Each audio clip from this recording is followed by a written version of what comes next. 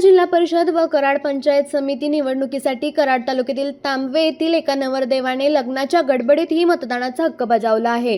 तांबवे येथील विक्रम पाटील यांचा विवाह आज पुणे जिल्ह्यातील उरुळी कांचन येथे आदिती यांच्याशी संपन्न होत आहे।